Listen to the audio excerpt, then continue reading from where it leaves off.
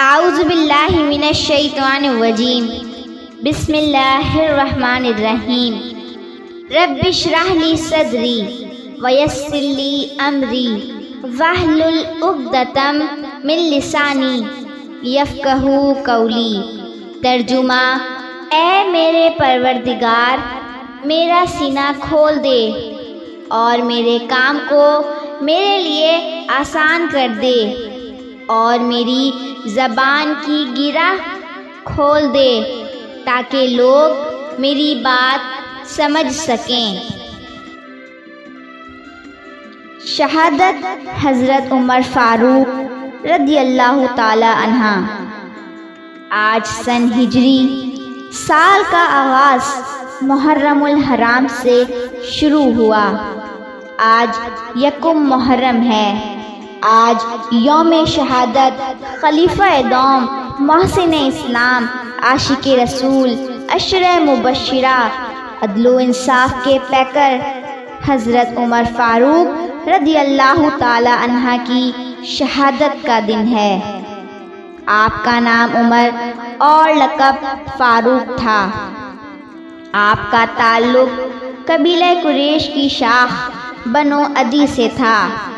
آپ حضور صلی اللہ علیہ وآلہ وسلم سے 13 سال چھوٹے تھے۔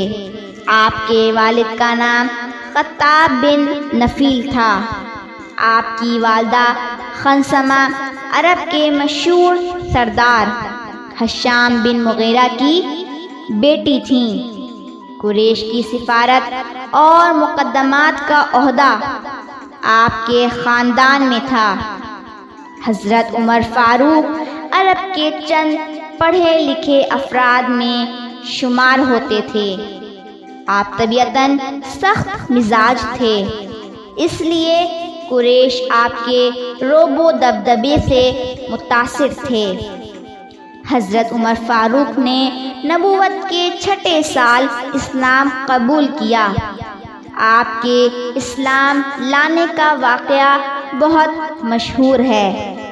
وقت کی کمی کی وجہ سے حضرت عمر فاروق رضی اللہ تعالی عنہ کے چیدہ مشہور واقعات بیان کیے جا رہے ہیں۔ اگر ہماری یہ کاوش آپ کو پسند آئے تو میرے چینل SMT انسائکلوپیڈیا کو لائک کریں، سبسکرائب کریں اور آگے شیئر کریں تاکہ میری آنے والی ہر ویڈیو آپ تک بآسانی پہنچ سکے۔ ہم اپنے چینل کو SMT انسائکلوپیڈیا کے نام کے حساب سے ہر قسم کی معلومات فراہم کرنے کی کوشش کر رہے ہیں۔ اللہ تبارک و تعالی ہماری اس سعی کو اپنی بارگاہ میں قبول فرمائے، آمین یا رب العالمین۔ حضرت ابوبکر صدیق رضی اللہ تعالی عنہ نے اپنی زندگی کے آخری دنوں میں صحابہ کرام سے مشاورت کر کے حضرت عمر فاروق رضی اللہ تعالی عنہ کو اپنا جانشین نامزد کیا۔ حضرت عمر فاروق 11 ہجری کو خلیفہ منتخب ہوئے۔ حضرت عمر کے دور خلافت کا ابتدائی کارنامہ یہی ہے کہ آپ نے ان فتوحات کی طرف توجہ دی جن کا آغاز حضرت ابوبکر کے عہد میں ہوا تھا۔ حضرت عمر کی فتوحات: آپ نے ایران، عراق، شام، مصر، مدائن، دمشق، روم، انطاکیہ، آرمینیا، اسکندریہ اور بیت المقدس فتح کیے۔ اتنی فتوحات کے باوجود آپ کے اندر عاجزی و انکساری موجود رہی۔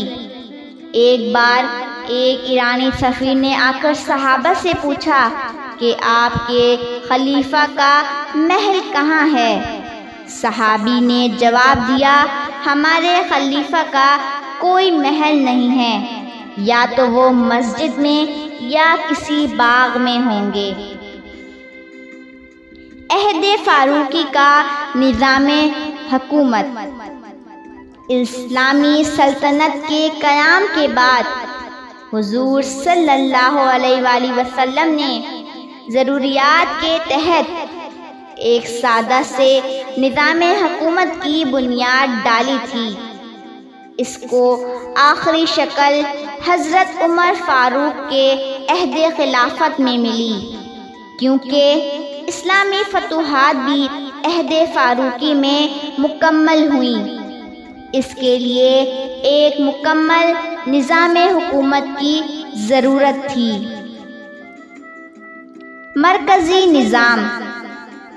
خلیفہ کو مرکزی حیثیت حاصل تھی اور تمام اختیارات کے نگران اعلیٰ خلیفہ کی ذات تھی، جو قرآن و سنت کی روشنی میں یہ اختیارات استعمال کرتا تھا۔ حکومت کی بنیاد جمہوریت پر تھی، اس لیے مشورہ دینے کے لیے مجلس شورا قائم تھی۔ صوبائی نظام۔ ملک مختلف حصوں میں تقسیم تھا، جنہیں صوبہ اور ضلع کہتے تھے۔ تمام ممالک کو 8 صوبوں میں تقسیم کیا گیا تھا۔ صوبوں کے حکام اور ان کو ہدایت۔ سلطنت کو مختلف حصوں میں تقسیم کیا گیا، اس لیے ان صوبوں میں حکام کا تقرر کیا گیا تھا۔ جو بھی صوبے کا حاکم مقرر تھا، اس کو ایک فرمان عطا کیا جاتا تھا اور چند شرائط پر عہد لیا جاتا تھا۔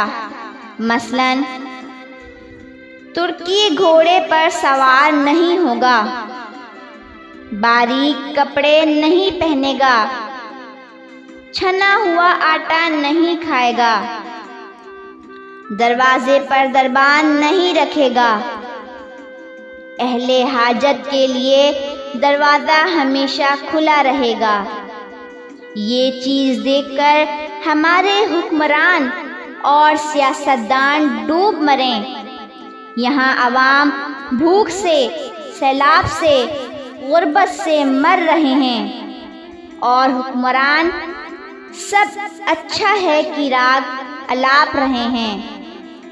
ہمارے حکمرانوں کی عیاشیاں ختم ہی نہیں ہو رہی، عوام کو خاک دیکھیں گے۔ لعنت ہے ایسے حکمرانوں پر جو مثال دینے کے لیے عہد فاروقی کا نام لیتے ہیں۔ یہ حکمران، یہ سیاستدان حضرت عمر فاروق رضی اللہ تعالی عنہ کی جوتی کے خاک برابر بھی نہیں۔ ان کی جوتی کی خاک ان بے غیرت حکمرانوں سے اچھی ہے۔ خیر، یہ تو موجودہ حکمرانوں کی بات ہے، ہم بات کر رہے ہیں حضرت عمر فاروق رضی اللہ تعالی عنہ کی۔ آپ نے اپنے دور خلافت میں عدالتی نظام بنایا، عدلیہ کو انتظام سے الگ کیا۔ فوجی نظام۔ آپ نے 15 ہجری میں فوج کا محکمہ قائم کیا اور اس مقصد کے لیے ایک دفتر یعنی دیوان قائم کیا۔ فوج کی تنخواہ مقرر کری، فوج کو 2 قسموں میں تقسیم کیا۔ باقاعدہ فوج جو ہر وقت جنگ کے لیے تیار رہتی ہے، رضاکار فوج وہ فوج جو ضرورت کے وقت طلب کی جاتی ہے۔ فوج کے رہنے کے لیے چھاؤنیاں تیار کی، جن کو جند کہا جاتا ہے۔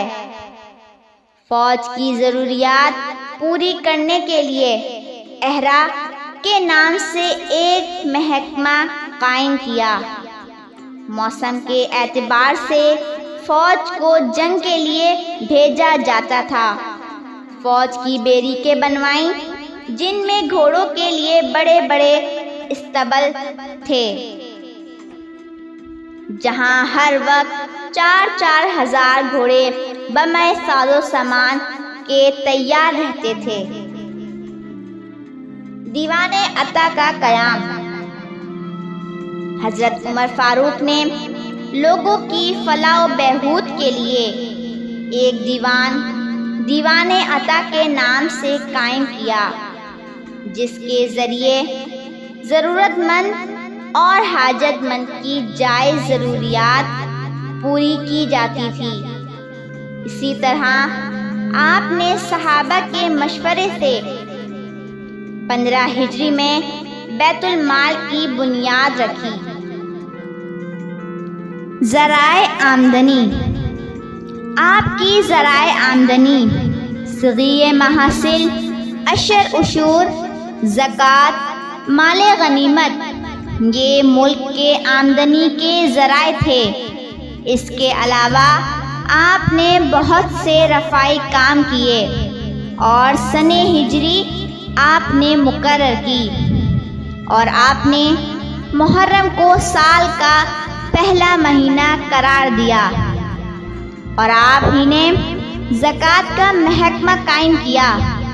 اس دور میں زکوٰۃ دینے والے بہت اور لینے والا کوئی نہیں ہوتا تھا۔ آپ ہی نے پولیس کا نظام قائم کیا، اور آپ ہی نے ڈاک کا نظام قائم کیا، جس میں 10 گز کے فاصلے پہ گھوڑے کھڑے موجود ہوتے تھے تاکہ ڈاک کی ترسیل ہو سکے۔ حضرت عمر فاروق رضی اللہ تعالی عنہ کی شہادت۔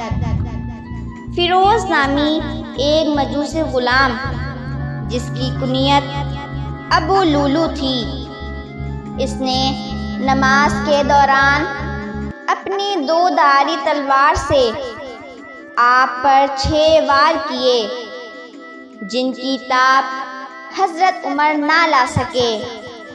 3 دن تک زخمی رہنے کے بعد یکم محرم الحرام 24 ہجری کو اپنے خالق حقیقی سے جا ملے۔ وصیت کے مطابق رسول اکرم صلی اللہ علیہ وآلہ وسلم کے پہلو میں تدفین کی گئی۔